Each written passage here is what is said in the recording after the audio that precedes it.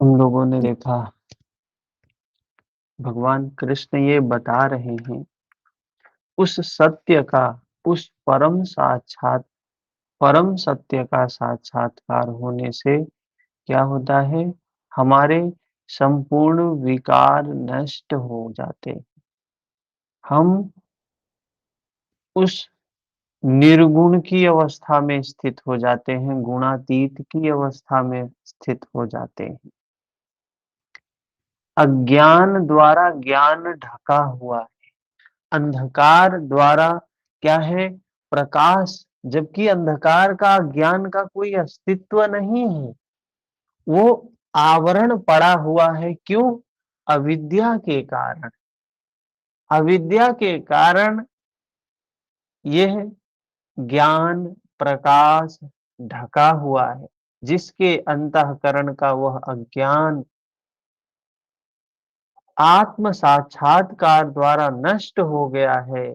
इस प्रकार जिसने ज्ञान प्राप्त कर लिया है, उसका वह ज्ञान सूर्य के समान हो जाता है।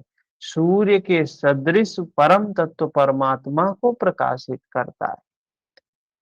जैसे सूर्य प्रकाश देता है, ऐसे ही हमारा आत्मज्ञान स्वज्ञान उस परमात्मा को प्रकाशित करता है। मतलब परमात्मा को प्रकाशित करता है क्या? परमात्मा प्रकाश स्वरूप है, उसका प्रकाश हम जब ज्ञान से परिपूर्ण हो जाते हैं, तो उसी परमात्मा का प्रकाश हमारे भीतर भी प्रकाशित होने लगता है। तो कोई भेद नहीं रह जाता है उस परमात्मा में और हम में, क्योंकि वही सत्ता दिखाई देती है, उसमें भी है, हम में भी है। तो क्या परमात्मा किसी अंधकार का नाम है?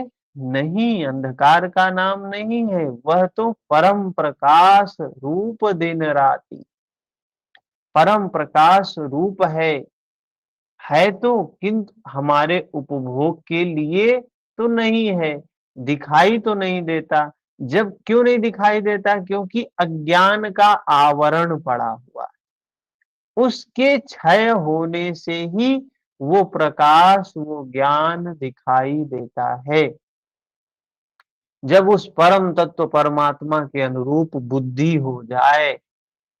अब यहाँ बोल रहे हैं तद बुद्धया। क्या है बुद्धि? मतलब उसके अनुरूप हो जाए। और महर्षि पतंजलि क्या कह रहे हैं? ऋतंभरा तत्र प्रज्ञा। ये बुद्धि ऋत को धारण करने वाली हो जाए, मतलब उस प्रकृति के अनुरूप हो जाए, तत्व के अनुरूप प्रवाहित मन हो, परम तत्व परमात्मा में एक ही भाव से उसकी रहनी हो, उसी के परायण हो। इसी का नाम ज्ञान है। ऋतंभरा तत्र प्रज्ञा। और ये ऋतंभरा आगे चलकर सप्तधा प्रज्ञा हो जाती है। तो ज्ञान कोई बहस नहीं है। इस ज्ञान द्वारा पाप रहित हुआ पुरुष, ज्ञान से क्या होता है? संपूर्ण पापों का नाश हो जाता है। पुनरागमन, अब नया जन्म नहीं होगा, फिर से उस गर्भ में नहीं जाना पड़ेगा, फिर से जन्म नहीं लेना पड़ेगा, फिर से बूढ़ा नहीं होना पड़ेगा, फिर से बीमार नहीं होना पड़ेगा, फिर से मृत्यु नहीं होगी। ये मृत्यु कल्याणकारिणी है। परम गति को प्राप्त पूर्ण जानकारी से युक्त पुरुष ही पंडित कहलाते। यहाँ तो हम सभी कहते हैं हम ब्राह्मण हैं, हम ब्राह्मण हैं, हम पंडित हैं, और संयोग से कोई ब्राह्मण कुल में जन्म लिया है, तो उसके लिए और बड़ा अहंकार का विषय। बाकी सब क्या है? निकृष्ट हैं। हम क्या हैं? उच्च हैं। और रेफरेंस में भी दे देते हैं, गोस्वामी जी ने कहा है, गुणहीन ब्राह्मण भी पूजनीय है। तो यहाँ गुणहीन अवस्था कौन सी है? जो व्यक्ति जो साधक गुणों से परे चला गया, अब गुण नहीं है उसके अंदर, निर्गुण अवस्था जिसने प्राप्त कर लिया वो पूजनीय है। गोस्वामी तुलसीदास जी कह रहे हैं। लेकिन हम लोग मूढ़तावश, अज्ञानवश, अविद्यावश क्या समझते हैं कि जो व्यक्ति ब्राह्मण कुल में जन्मा है वो पूजनीय है, चाहे जितना भी उसके अंदर में दुर्गुण हो, दुराचारी हो, व्यभिचारी हो, लेकिन वो पूजनीय है क्योंकि ब्राह्मण है। तो ये मान्यताएं हमारा विनाश करने वाली है, हमारा कल्याण करने वाली नहीं है। ये जो भ्रम है, ये जो रूढ़ी है, इससे हमारा कल्याण नहीं होगा। हमने पहले मान लिया हम ब्राह्मण हैं, मतलब हमारे विकास का रास्ता रुक गया, वृत्ति निरोध की प्रक्रिया समाप्त हो गई, क्योंकि हम पहले ही ब्राह्मण हो गए ना। ब्राह्मण तो एक अवस्था है। साधक धीरे धीरे वैश्य, शूद्र से वैश्य, वैश्य से क्षत्रिय, क्षत्रिय से ब्राह्मण, धीरे धीरे ऊपर जाता है। और हमने ये मान लिया कि हम जन्म से ही ब्राह्मण हैं, तो हमारा विकास, जिस हेतु हमारा जन्म हुआ था वो हेतु समाप्त हो गया, क्योंकि हम पहले ही ब्राह्मण हो गए, हम ब्रह्म हो गए, पूजनीय है, हमारे अंदर कोई विकार नहीं है। ये तो गोस्वामी जी कह रहे हैं। तो ये मानकर हम जीवन भर भटके हुए रहते हैं, भटके हुए रहते हैं। और जिस उद्देश्य से ये हमारा शरीर प्राप्त हुआ था, उस उद्देश्य से बड़े भाग्य मानुष तन पावा, ये मनुष्य शरीर पाकर भी हम वैसे ही बिता देते हैं। हमें पता चल जाए कि हमको कौन सी बीमारी है तो हम उस पे काम कर सकते हैं ना। हमें बीमारी कौन सी है पता चल जाए तो हम काम कर सकते हैं। लेकिन हमें पता ही नहीं कि हम बीमार हैं, तो हम जीवन भर उसके लिए कोई प्रयत्न नहीं करते हैं। वही हाल होता है मनुष्य समाज में। हम जन्म से ये मान लेते हैं हम बीमार नहीं, हमारे अंदर कोई दुर्गुण नहीं है, हम कोई काम नहीं करते, उच्च कुल में जन्म हो गया है, तो फिर अब हमें क्या चिंता है। अब हमारी चिंता तो भगवान ही करेगा, क्योंकि हमारी जिम्मेदारी तो उसी ने ले ली है। बिल्कुल गलत है, समाज के लिए भी और व्यक्तिगत भी क्षति है इसमें। भगवान कृष्ण कह रहे हैं पंडित कौन है, जिसने सारे विकार नष्ट कर दिए, प्रकाश के ऊपर से आवरण जो था उसको नष्ट कर दिया। अब उस प्रकाश का, उस ज्ञान का, उस परम सत्य का साक्षात्कार जिसने कर लिया, जिसको अब जन्म नहीं लेना है, वही पंडित है। और कबीर दास जी कहते हैं, भैया ये कौन से नंबर का श्लोक है? 17 नंबर, 5वें अध्याय में 17 नंबर। कबीरदास जी का क्या कहना है कि पोथी पढ़कर कोई पंडित नहीं हो सकता है। कोई सोचे कि हम खूब ग्रंथों का, गीता का अध्ययन कर लें, योग दर्शन का अध्ययन कर लें, उपनिषदों का, वेदों का अध्ययन कर लें, पंडित हो जाएंगे, संभव नहीं है। पंडित क्या है, ये चित्त की एक अवस्था है, चित्त निर्मलता की एक अवस्था है। जब हमारा चित्त निर्मल हो जाएगा तो क्या होगा, मैत्री, करुणा, मुदिता, उपेक्षा में स्थित हो जाएंगे। ये पंडित है। पंडित है तो ये चार चीजें होनी चाहिए उसमें।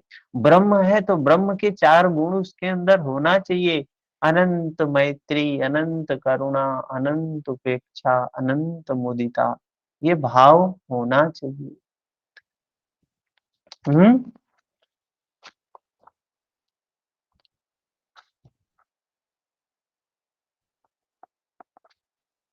इसके बाद 18 नंबर में बताया कि ज्ञान से, ज्ञान के द्वारा जिनका पाप नष्ट हो चुका है, जो अपुनरावती परम गति को प्राप्त है, ऐसे ज्ञानी जन विद्या विनय युक्त ब्राह्मण तथा चांडाल में गाय और कुत्ते में, हाथी में समान दृष्टि वाले होते।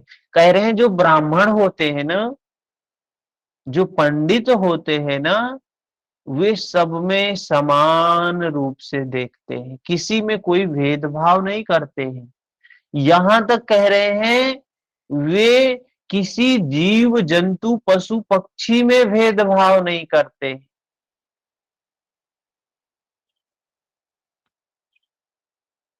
वही ब्राह्मण है।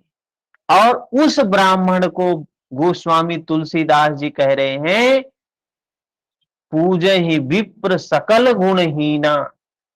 वो ब्राह्मण है जो पूजनीय है, जो गुणों से परे चला गया और अब सब में उसी ब्रह्म का दर्शन कर रहा है। व्यक्ति व्यक्ति में कोई भेद नहीं है। यहां तक भैया, ये हम्म सब जानवरों को एक भाव से देखता है का क्या अर्थ है? जैसे जो आपने कल बताया था कि गाय पूजनीय है, उसको विशेष माने, औरों को नहीं, तो वो वाली बात है यहाँ? नहीं, गाय का मतलब, गाय को मतलब ये है कि किसी पशु को विशेष मान रहा है, किसी पशु को निकृष्ट मान रहा है, किसी को उच्च मान रहा है, किसी को नीच मान रहा है। ये ब्राह्मण की अवस्था नहीं है। ब्राह्मण सबको, सबके प्रति, सारे जीव जंतु पशु पक्षी पेड़ पौधे सबके प्रति समान भावना रखेगा। सबके प्रति मैत्री है, करुणा है, मोद है, उपेक्षा की भावना है। किसी के प्रति द्वेष नहीं है, किसी के प्रति राग नहीं है, किसी के प्रति दुर्भावना नहीं है। वो ब्राह्मण की अवस्था है। जो ब्राह्मण होगा, कह रहे हैं चांडाल में और पंडित ब्राह्मण में भेद नहीं देखेगा। विनय युक्त जो ब्राह्मण है वो चांडाल में भी उसी ब्रह्म को देखेगा, गाय में भी उसी ब्रह्म को देखेगा, कुत्ते में भी उसी ब्रह्म को देखेगा, हाथी में भी उसी ब्रह्म को देखेगा। उनकी दृष्टि में विद्या विनय युक्त ब्राह्मण न तो कोई विशेषता रखता है। उसके सामने आज आज क्या है, आज जो हमारे यहाँ पूजनीय हैं, उनके यहाँ वीआईपी लाइन है, वीवीआईपी लाइन है, उसके बाद सामान्य कैटेगरी वालों की है, फिर उससे सामान्य कैटेगरी वालों की है, और सबसे पीछे जो सबसे गए गुजरे लोग हैं। मनुष्यों में ये भेद है। तो ये चीजें कितनी रूढ़ी कुरीति वाली हैं कि मनुष्य में भेद कर रहे हैं, और यहाँ शास्त्र कह रहे हैं कि हमें किसी जीव जंतु पशु पक्षी में भी भेद नहीं करना है, ब्रह्म तो सब में है। और यहाँ मनुष्य मनुष्य में भेद हो रहा है, ये वीआईपी में है तो ये वीवीआईपी में है, तो ये यहाँ है, ये यहाँ। लेकिन उस ब्राह्मण के लिए कोई भेद नहीं होता है, उसके लिए सारे लोग एक समान होते हैं। भैया इसका दूसरा लाइन क्या होगा? पूजे ही विप्र सकल गुणहीना। अब ध्यान नहीं है क्या है दूसरी अच्छा लाइन। ठीक है। हाँ, अभी इस पे हम लिखेंगे, कुछ आर्टिकल इस पे बनाएंगे। ठीक और ठीक। हाँ, तो ये चीजें, ये हमारे समाज को कितनी ऊंची बात संतों ने कहा हमारे यहाँ, और हमने उसको कितना निकृष्ट वे में ले लिया। हमें, हमारे कल्याण के लिए संतों ने ये बातें कही ना, हमने अपने विनाश के लिए उनकी बातों को समझ लिया। विनाश नहीं हो रहा है। आज समाज में व्यक्ति व्यक्ति व्यक्ति व्यक्ति बटा हुआ है। वर्ण व्यवस्था के नाम पर भगवान ने तो कह रहे हैं चातुर्वर्ण्यम मया श्रेष्ठम। भगवान कह रहे चातुर्वर्ण, ये चारों वर्णों की रचना हमने की है। तो क्या समाज को बांटने के लिए किया है आपने? बिल्कुल नहीं किया है। ये साधक की चार अवस्थाएं हैं। सभी मनुष्य का जन्म हुआ कि अपने चित्त को सुधार कर, चित्त को निर्मल करके मुक्त हो जाओ। जन्म तो इसलिए मिला, लेकिन हमने अपना लक्ष्य छोड़ दिया। हमने चार वर्णों को बांटकर शासन करने लगे। मार्गदर्शन करने लगे, अपना मार्ग भूलकर दूसरों को मार्गदर्शन करने लगे, दूसरों पर शासन करने लगे। क्या चीजें हैं ये? समाज को आपने कितना बांट दिया। हाँ, आज समाज विभिन्न वर्गों में, यहाँ तक कि एक ही जाति में कितनी उपजातियां हैं। छूने से, किसी का छूने से धर्म नष्ट हो रहा है, किसी का खाने से धर्म नष्ट हो रहा है, किसी के यहाँ जाने से धर्म नष्ट हो रहा है। समाज की कहाँ अवस्था चली गई। सबके अंदर तो वही चीज है, वही मांस मज्जा रक्त, सब कुछ वही हर व्यक्ति के अंदर भरा हुआ है। तो भेदभाव क्यों? धर्म भेदभाव करना सिखाता है क्या? बिल्कुल नहीं सिखाता है। धर्म भेदभाव कतई नहीं सिखाता, तो प्रेम सिखाता है। धर्म तो जोड़ना सिखाता है हमें। हम सब जुड़े रहें, अलग ना रहें। धर्म ये सिखाता है, लेकिन हम धर्म के नाम पर अलग क्यों हो गए? धर्म के नाम पर क्यों अलग हो गए? तो ये रूढ़ी कुरीति के शिकार हो गए। महापुरुषों ने कहा किसी उद्देश्य से, हमने समझ लिया अपने उद्देश्य को सिद्ध करने के लिए।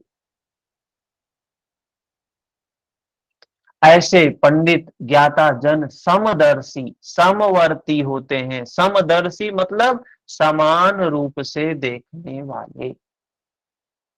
उनकी दृष्टि चमड़ी पर नहीं होती, वे ये नहीं देखते ये गोरा है कि काला है कि क्या है। ज्ञाता जन समदर्शी होते हैं, बल्कि आत्मा पर पड़ती है। उनकी दृष्टि चमड़ी पर नहीं होती है, ये सुंदर है, ये कुरूप है, ये कैसा है। वो हमारे चित्त को देखते हैं।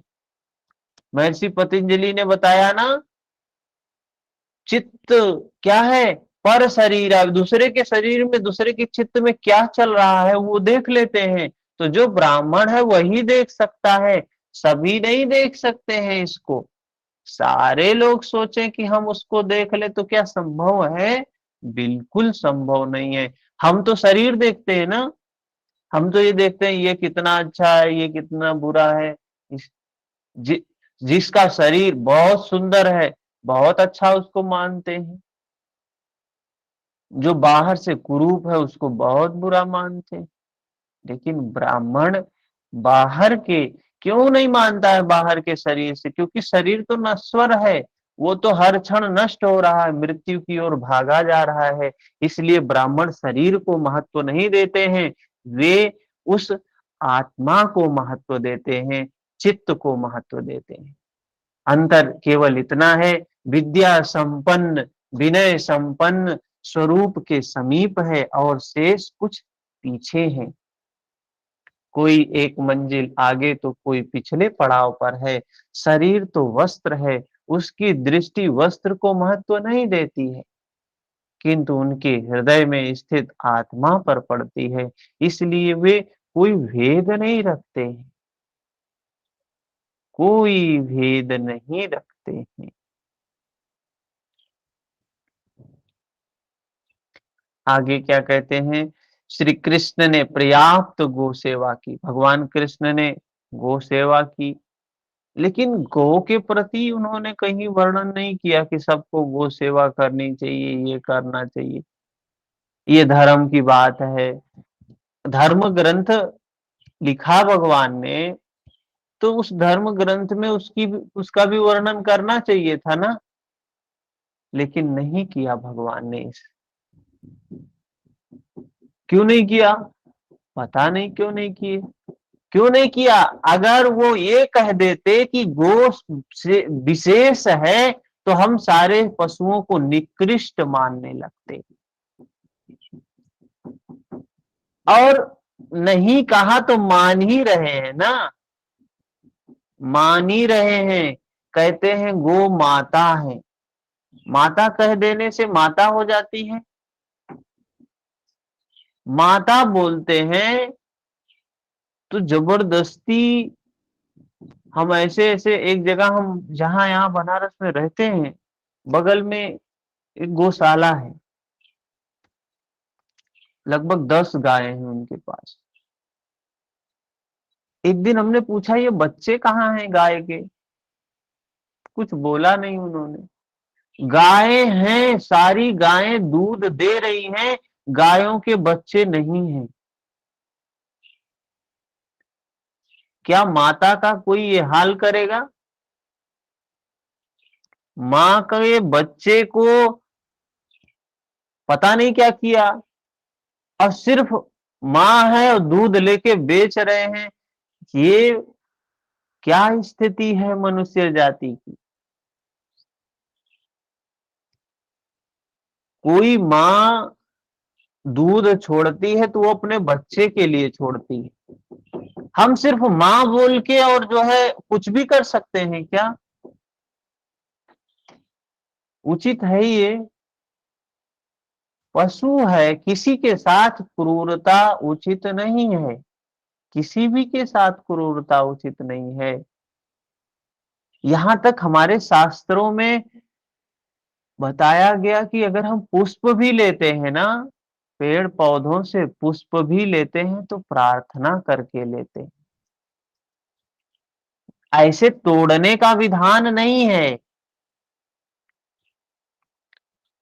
भगवान राम जब जनकपुर जाते हैं, गुरु जी के लिए जब पुष्प वाटिका में पुष्प लेने के लिए जाते हैं, तो वहां देखेंगे कि लिखा है लेन, लेने लगे, लेते हैं, वहां तोड़ते नहीं हैं, लेते हैं।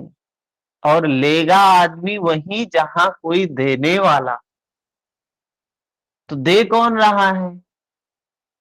दे कौन रहा है? कोई देने वाला होगा तभी तो लेंगे। तो दे रहे हैं भगवान। माता सीता धरती से उत्पन्न हुई थी ना, धरती से उनका जन्म हुआ था। तो धरती से जो उत्पन्न हुए हैं पेड़ पौधे, वैसे तो देख, जब माता सीता धरती से उत्पन्न हुई हैं और धरती से ही वो फूल भी उत्पन्न हुए हैं, पेड़ भी उत्पन्न हुए हैं, तो वो क्या लगते हैं फिर? माँ के भाई ही लगेंगे। तो वो पुष्प तोड़ नहीं रहे हैं, वहां ले रहे हैं, ऐसा दिखाया गया। और शास्त्रों में भी लिखा है कि हम फूल ले तो पहले प्रार्थना कर ले उनसे कि हम ये लेना चाह रहे हैं। श्रद्धा पूर्वक फूल को भी तोड़ना चाहिए। समाज चीजों को अपने अनुरूप कर लेता है। हमारा हित किसमें है? वास्तविक में वो हमारा हित नहीं है, वो हिंसा है। हिंसा इसी को कहते हैं। हम अपने हित के लिए, क्षणिक स्वार्थ को साधने के लिए कार्य कर रहे हैं। सिर्फ शब्दों में बयां कर दिया, हाँ ये हम गो सेवा कर रहे हैं, ये से क्या स्थिति है? गो से आयुर्वेद में सर इसी भाव से सारे औषधियाँ ली जाती है ताकि उसका बिल्कुल गुण का असर हम पर पड़े। बिल्कुल। जब अभी हम एक दवा सिद्ध कर रहे थे आयुर्वेद में, नींब तेल, तो उसको बनाने से पहले पात्र रख रहे हैं, उस पे प्रार्थना करके फिर दवा डाला हमने। गैस चालू करने से पहले हमने प्रार्थना किया, नमस्कार किया, फिर गैस चालू किया। ये सारी चीजें एक भाव पूर्वक की जाती हैं। बिना भाव के बेकार हो जाता है सब कुछ। भाव होना चाहिए ना। कोई चीज खराब नहीं है। जरूरी क्या है कि हम इसी को खिलाएं? बहुत जीव जंतु तो सारे हैं, सब में वही ईश्वर है, सब में वही सत्ता है, सब में वही ब्रह्म है। सबके प्रति हमको मैत्री रखना चाहिए, सबके प्रति करुणा रखनी चाहिए, सबके प्रति मोद रखना चाहिए। अगर एक के प्रति रख रहे हैं तो दूसरे के प्रति द्वेष सिद्ध हो गया। अगर हम गाय को श्रेष्ठ मान रहे हैं तो हमने ये प्रमाणित कर दिया कुत्ता निकृष्ट है।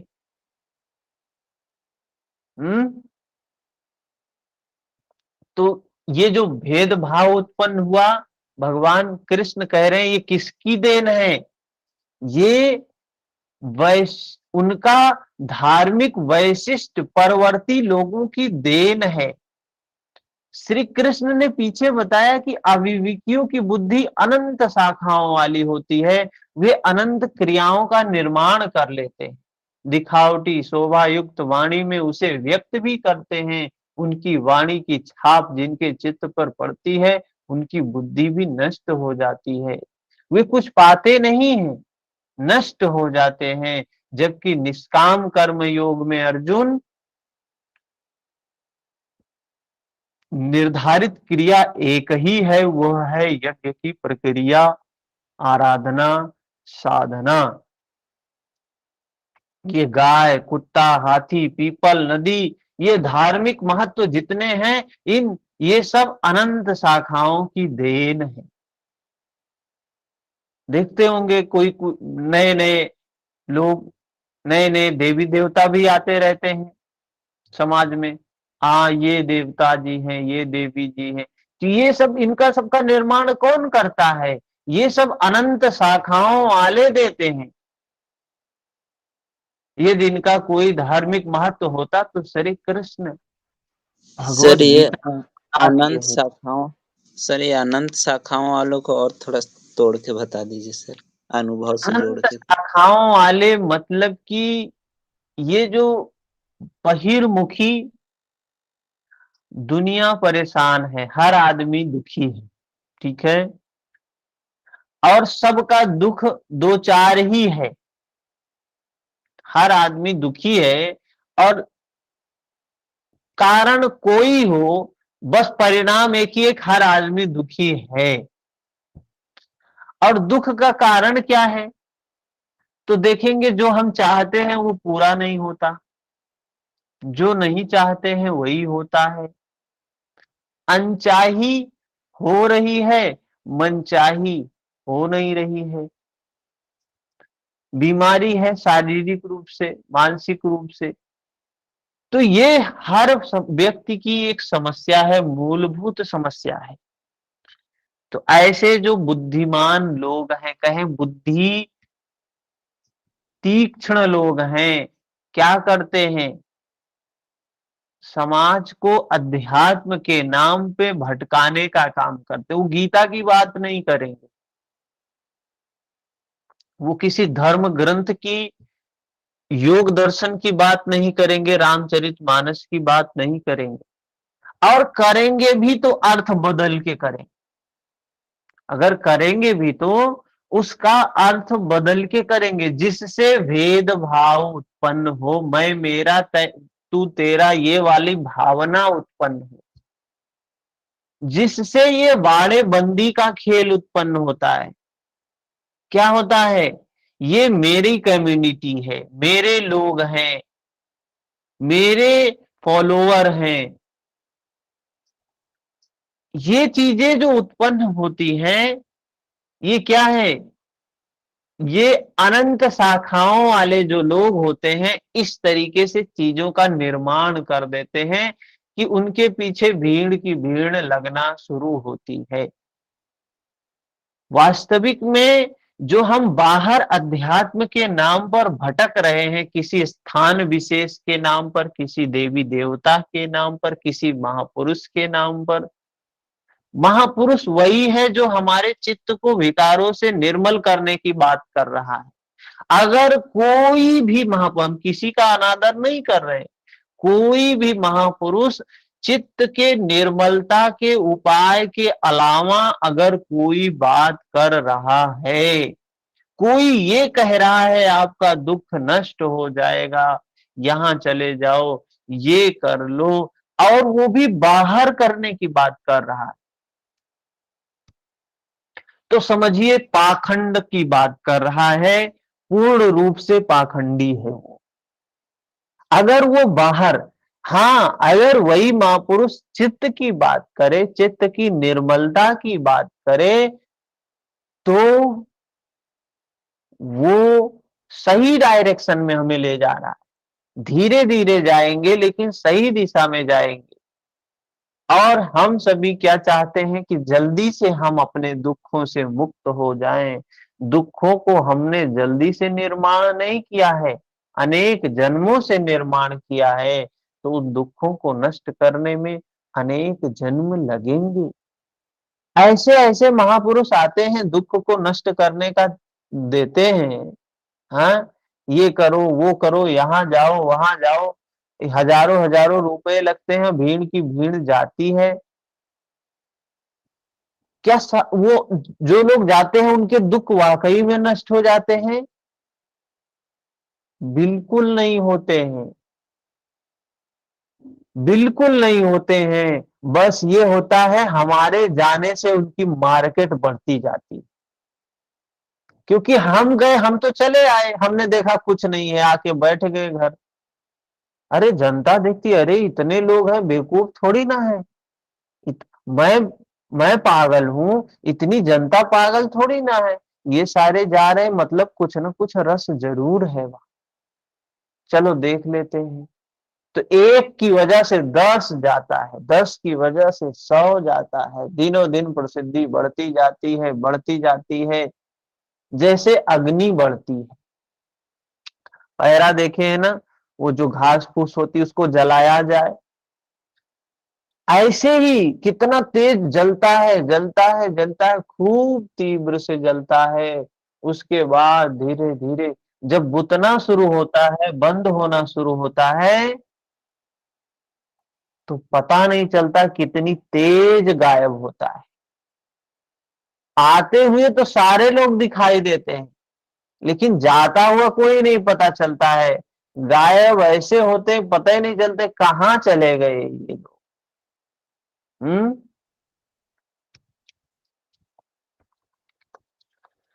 तो ये ऐसे लोग होते हैं जो इस तरीके की चीजों का निर्माण कर लेते हैं और लोगों को भ्रमित करने का काम करते हैं। ठीक है, आगे चलते हैं।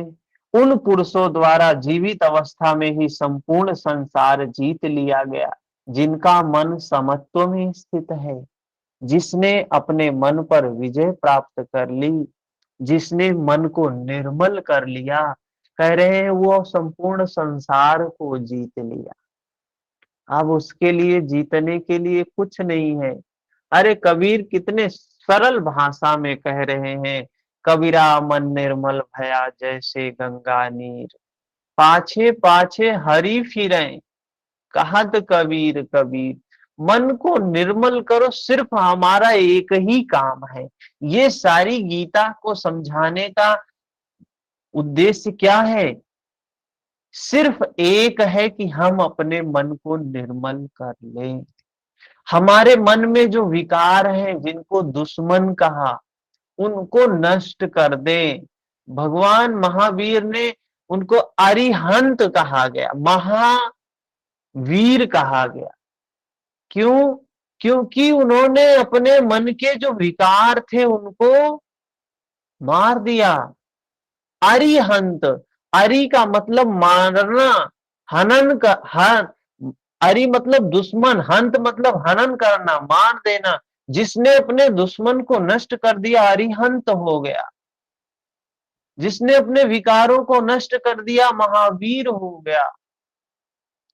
तो कह रहे हैं ये संपूर्ण गीता सिर्फ इसी की बात करती। जब हमारे संपूर्ण विकार समाप्त हो जाते हैं, तो वो ईश्वर हमारे पीछे, हम ईश्वर के पीछे नहीं रह जाते हैं। फिर कहते हैं उस उच्च अवस्था में ईश्वर की भी इच्छा नहीं रह जाती है, ईश्वर पीछे पीछे चलने लगता है। मन के समत्व का संसार जीतने से क्या संबंध? तो संसार मिट ही गया, तो वह पुरुष रहा कहां? श्री कृष्ण कहते हैं निर्दोषम ही समम ब्रह्म, वह ब्रह्म निर्दोष और सम है। इधर उसका मन भी निर्दोष और सम स्थिति वाला हो गया।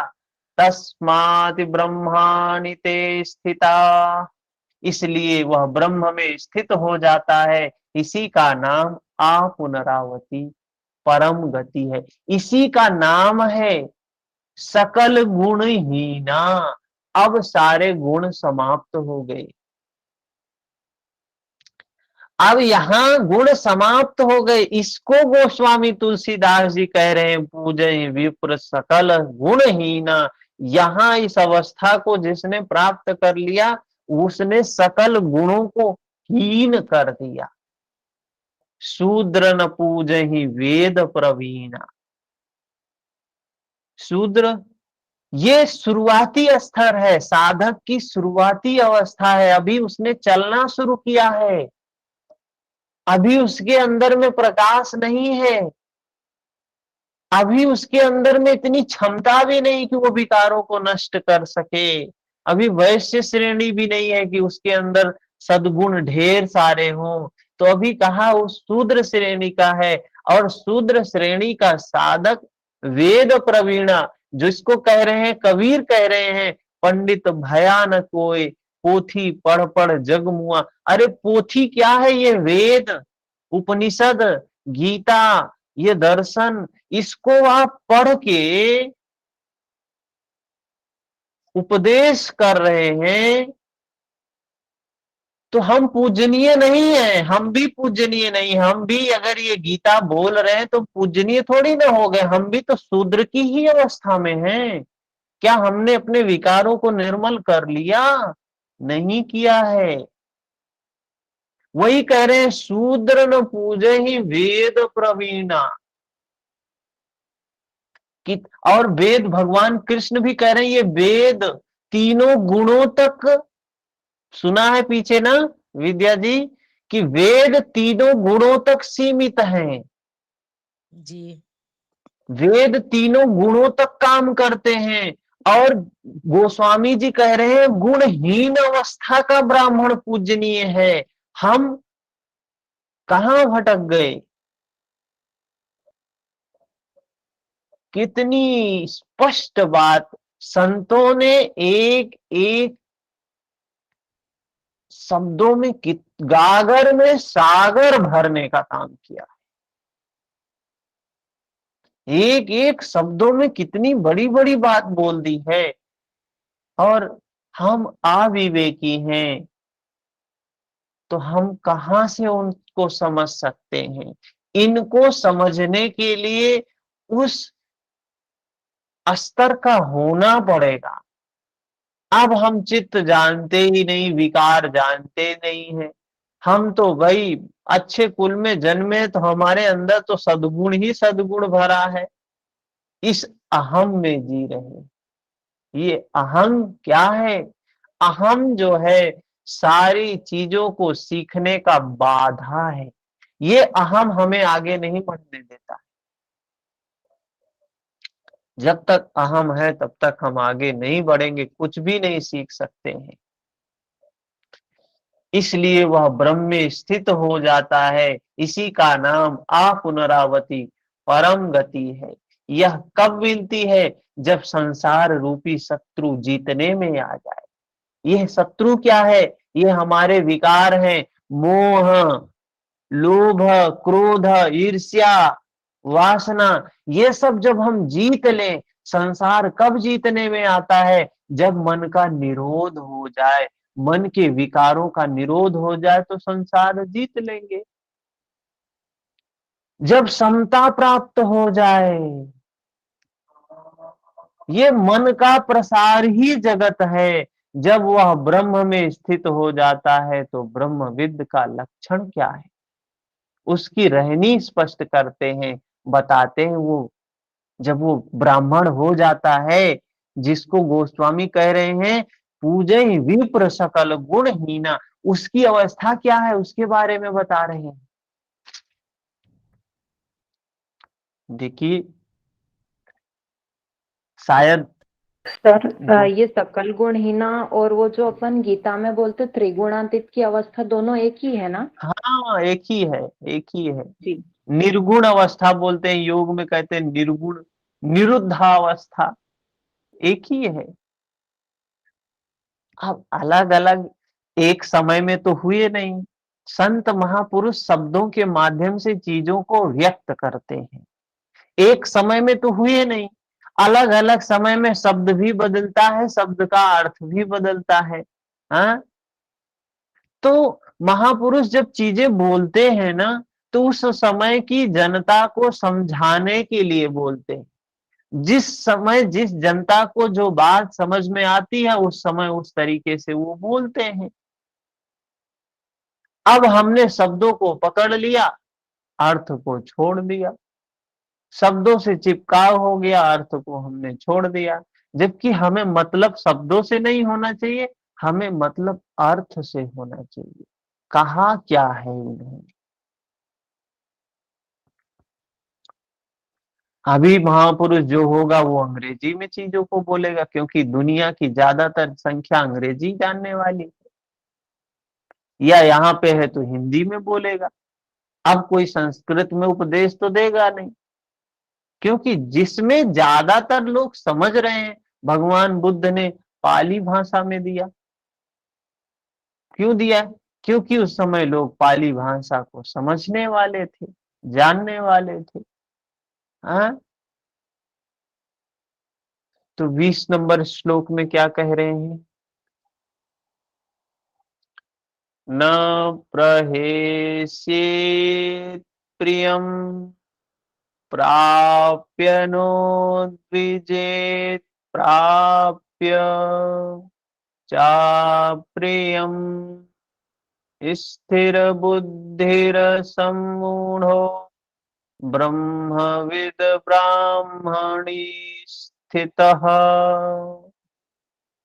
उसका कोई प्रिय अप्रिय नहीं होता है। जो ब्राह्मण है ना, ब्राह्मण का कोई प्रिय अप्रिय नहीं होता है। इसलिए जिसे लोग प्रिय समझते हैं, उसे पाकर वह हर्षित नहीं होता है। जिसे लोग अप्रिय समझते हैं, उसे पाकर वह उद्वेगवान नहीं होता है।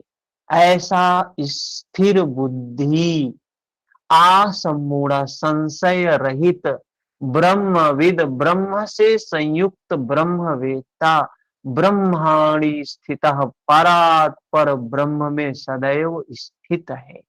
उस ब्रह्म के, उस सकल गुणहीन के, विप्र के, उस ब्राह्मण के, उस पंडित के लक्षण बता रहे हैं भगवान कृष्ण। कैसा होता है वो ब्राह्मण, जो क्या हो गया, जिसका कोई प्रिय नहीं है, कोई अप्रिय नहीं है। मतलब अब वो ईश्वर के प्रति भी उसके अंदर तृष्णा नहीं है, और कोई अप्रिय मतलब न दुश्मन कोई है न मित्र कोई है।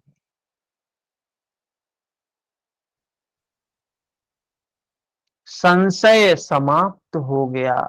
सब सर्वत्र वही ब्रह्म है। अहम ब्रह्मास्मि तत्त्वमसि सर्वम ब्रह्म, हर तरफ ब्रह्म ही ब्रह्म।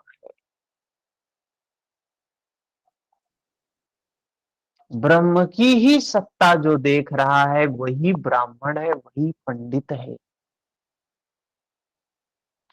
21 नंबर श्लोक। बाह्य स्पर्शे स्वशक्तात्मा विन्दत्यात्मनि यत् सुखम् स ब्रह्मयोगयुक्तात्मा सुखम क्षयमनुष्यते। बाहर संसार के विषय भोगों में अनासक्त पुरुष अंतरात्मा में जो स्थित सुख है, उस सुख को प्राप्त होता है। कस्तूरी कुंडल बसे मृग ढूंढे बनमाए। जैसे मृग, उसके नाभि में ही कुंडल कस्तूरी होता है, खुशबू वहीं से आती है। वो सोचती है वन में, वन भर दौड़ती रहती है। कस्तूरी कुंडल बसे मृग ढूंढे बनमाए। वैसे ही मनुष्य सुख के लिए विषयों के पीछे भागता है, बाहर संसार के विषय भोगों में अनासक्त, जो बाहर की दौड़ को बंद कर दिया, पुरुष अंतर्मुखी हो गया, उसे सुख प्राप्त है। उस सुख को प्राप्त करता है वह पुरुष ब्रह्म योग युक्तात्मा, पर ब्रह्म परमात्मा के साथ मिलन से युक्त वाला है। वही ब्राह्मण है जिसने बाहर की दौड़ समाप्त कर दी, जिसे बाहर प्रसिद्धि नहीं चाहिए, बाहर कोई अर्थ नहीं चाहिए, ब्राह्मण हो गया, ब्रह्म की स्थिति वाला हो गया।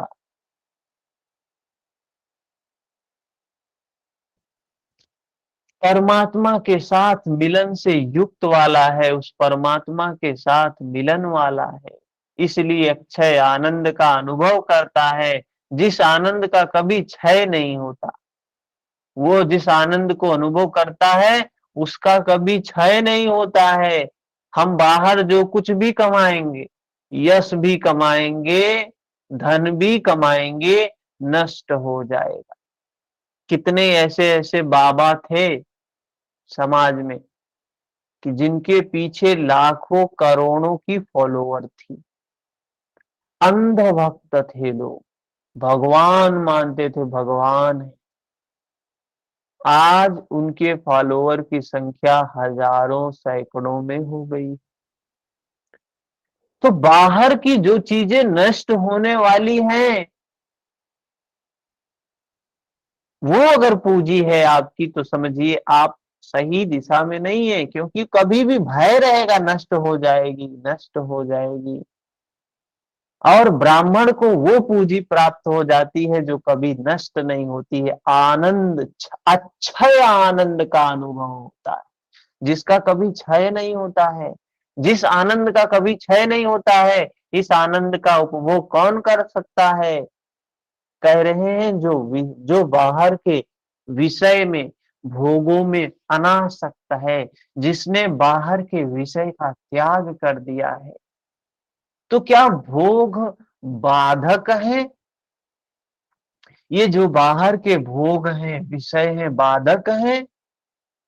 भगवान कृष्ण कहते हैं, ये ही संस्पर्शाजा, एहि संस्पर्शजा भोगा, दुःख योनयोते आद्यन्तवन्तः कौन्तेय, न तेषु रमते बुधः। केवल त्वचा ही नहीं, संपूर्ण इंद्रियां स्पर्श करती, सभी इंद्रियां स्पर्श करती हैं। क्या स्पर्श करती हैं? आंख रूप का स्पर्श करती है, कान शब्द का स्पर्श करती है, नाक गंध का स्पर्श करती है, जिह्वा रस का स्पर्श करती है। विषयों के संयोग से उत्पन्न होने वाले सभी भोग यद्यप भोगने में प्रिय प्रतीत होते हैं, किंतु निसंदेह, कह रहे इसमें कोई संदेह नहीं है, ये सब दुख योनयः, दुखद योनियों के कारण है। ये सब, ये भोग जो है बाहर के ना, ये दुख दुख दुख जन्म दिलाने वाले, ये दुखद जाति में पैदा करने वाले हैं। वे भोग ही योनियों के कारण है। इतना ही नहीं, वे भोग पैदा होने और मिटने वाले हैं। जो कुछ हम बाहर भोगते हैं, ये सब मिटने वाला है, नाशवान है। इसलिए कौन्तेय, कुंती पुत्र अर्जुन, विवेक पुरुष उनमें नहीं फंसता है। महर्षि पतंजलि का सूत्र याद आया कोई? परिणाम ताप संस्कार दुख, गुण वृत्ति विरोधात च, दुःखमेव सर्वं विवेकिनः। महर्षि पतंजलि दूसरे अध्याय के 15 नंबर सूत्र में कह रहे हैं, यही सेम बात कह रहे हैं, सेम यही बात कह रहे हैं कि जो विवेकी व्यक्ति है उनके लिए सब दुख ही दुख है। भगवान कृष्ण कह रहे हैं दुःखयोनयः, दुखद योनियों के कारण है। इसलिए कुंती पुत्र विवेकी पुरुष उनमें फंसता नहीं है। इंद्रियों के इन स्पर्शों में रहता क्या है? इंद्रियों के जो स्पर्श हैं, जिन हम इसमें कहते हैं, क्या होता है? तो राग होता है, द्वेष होता है, काम होता है, क्रोध होता है। तो ये जो इंद्रियों के विषय हैं, इनकी हम कामना करते हैं, पूर्ण नहीं होते हैं तो क्रोध जागता है, पूर्ण होते हैं तो लोभ जागता है। हैं? ये राग और द्वेष उत्पन्न होता है। इन्हीं के कारण तो हम फंसते हैं, इन्हीं के कारण तो हम जाल में फंसते हैं। आगे कहते हैं श्री कृष्ण,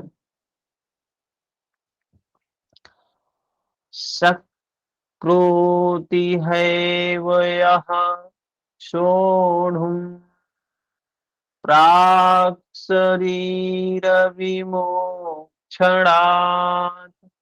काम क्रोधोद्भवं वेगम् सयुक्तः स सुखी नरः। किससे युक्त होने पे मनुष्य सुखी होगा? कह रहे हैं इसलिए जो मनुष्य शरीर के नाश होने से पहले ही, कितनी बड़ी बात कह रहे हैं, कौन करता है इसको? कह रहे हैं ये शरीर जो पड़ा है, बड़े भाग्य मानस तन पावा, ये शरीर जो प्राप्त हुआ है, कह रहे हैं इसको छूटने से पहले,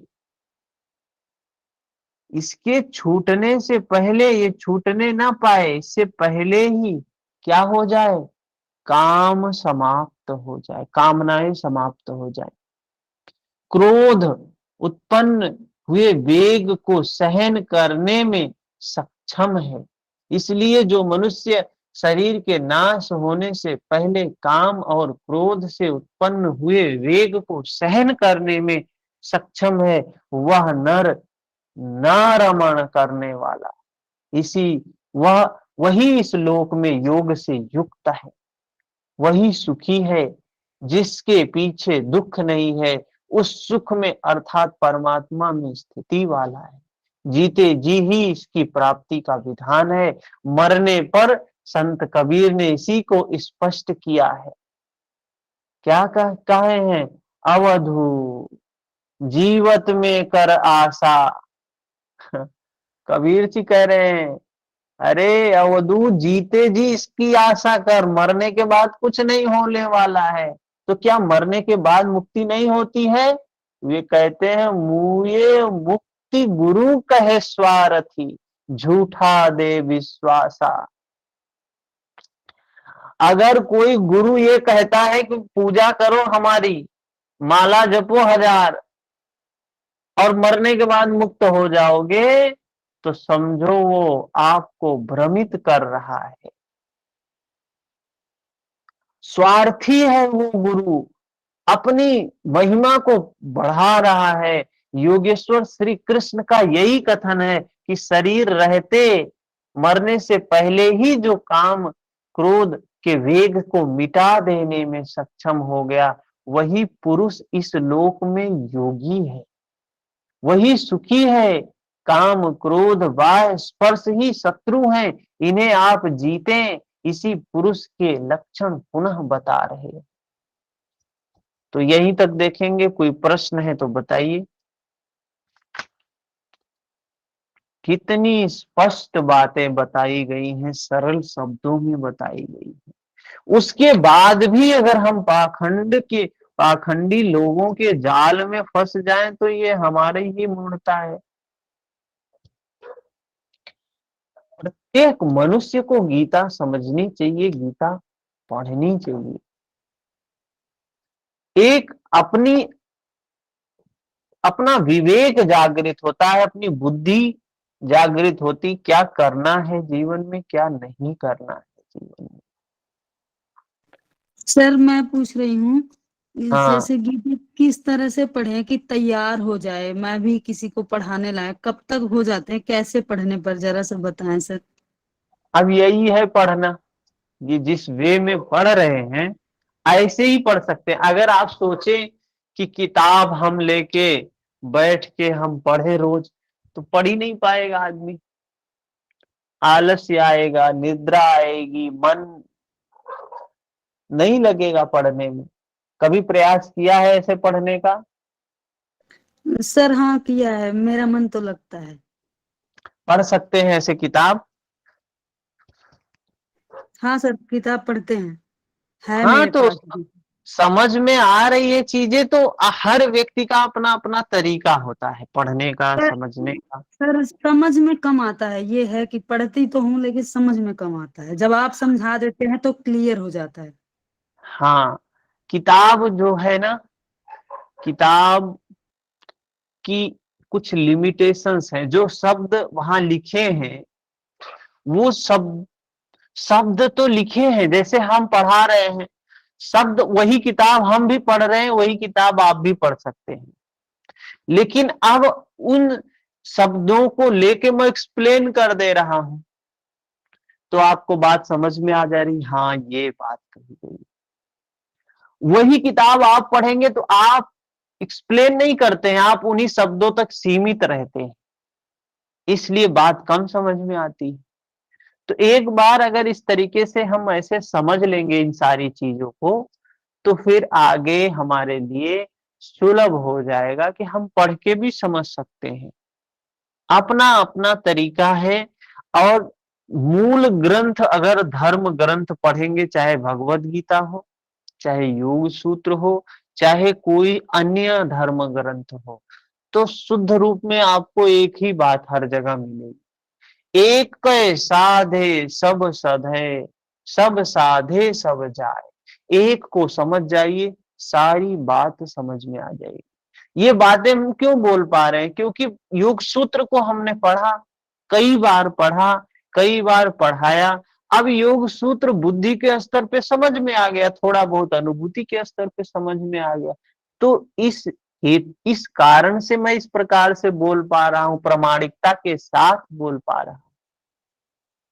ये शब्द ही हमारे जो होते हैं ना, ये कितना इसमें वजन है, ये जब हम समझ रहे होते हैं तभी इस तरीके से बोल पाते हैं स्पष्टता के साथ में, नहीं तो कंफ्यूजन होता है। हम भी किताब ही पढ़ के बोल रहे हैं, इतने बड़े तो ज्ञानी है नहीं।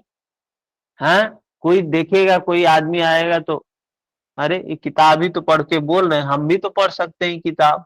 हाँ बिल्कुल पढ़ सकते हैं, आप भी पढ़ सकते हैं, कोई मना थोड़ी ना कर रहा है। बस लाभ होना चाहिए, उद्देश्य यही है, लाभ होना चाहिए। दवा आप भी खा सकते हैं, दवा तो मेडिकल स्टोर में रखी ही है, डॉक्टर के पास जाने की क्या जरूरत है? हाँ? दवा तो मेडिकल स्टोर से कोई भी लेके खा सकता है, लेकिन डॉक्टर बताता है कौन सी दवा खानी है ना। मेडिकल स्टोर में तो हजारों लाखों की संख्या में दवाएं रखी हैं। तो ये समझाने का काम व्यक्ति कोई विशेष ही कर सकता है, सारे लोग नहीं कर सकते हैं। जिनको समझ होगा वही समझा सकता है। तो समझने के लिए हमें किसी एक ग्रंथ को अच्छे से समझ लेना चाहिए। विद्या जी कुछ कहना है? जी जी, अभी तक जो समझ में आया भैया कि पूर्व संस्कारों के कारण जो ये मनुष्य शरीर हमें मिला है, तो वो तो एक दिन नष्ट होगा ही और हो ही रहा है, क्षण प्रतिक्षण बिल्कुल हो ही रहा है, हो रहा हो ही रहा है।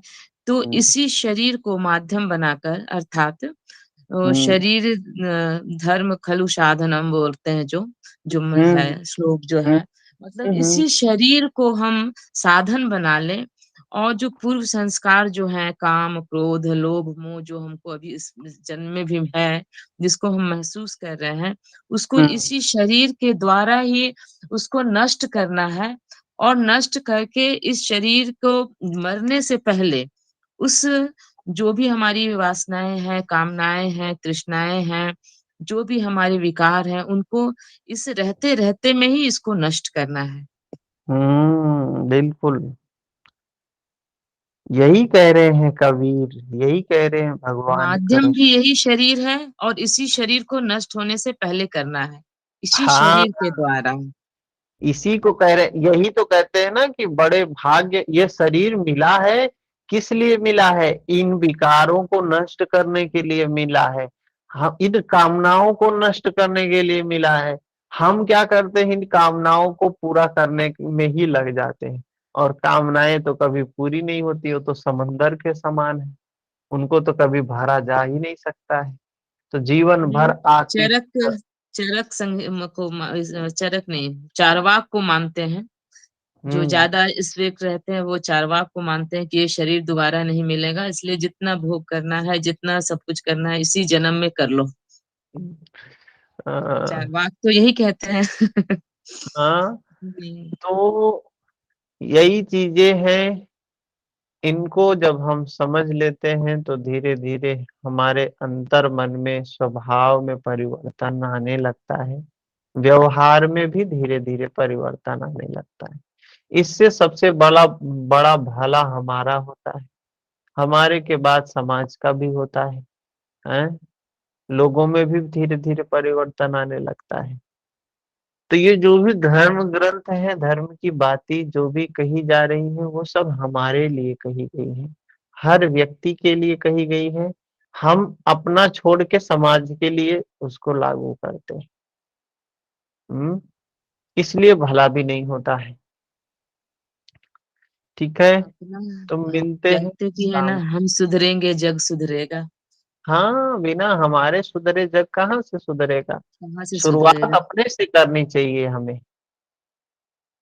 हम्म, ठीक है, और कोई प्रश्न किसी का?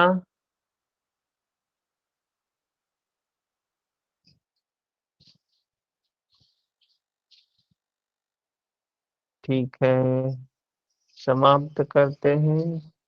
हरिओम हरिओम। भैया। हरिओम सर। हरिओम सभी को।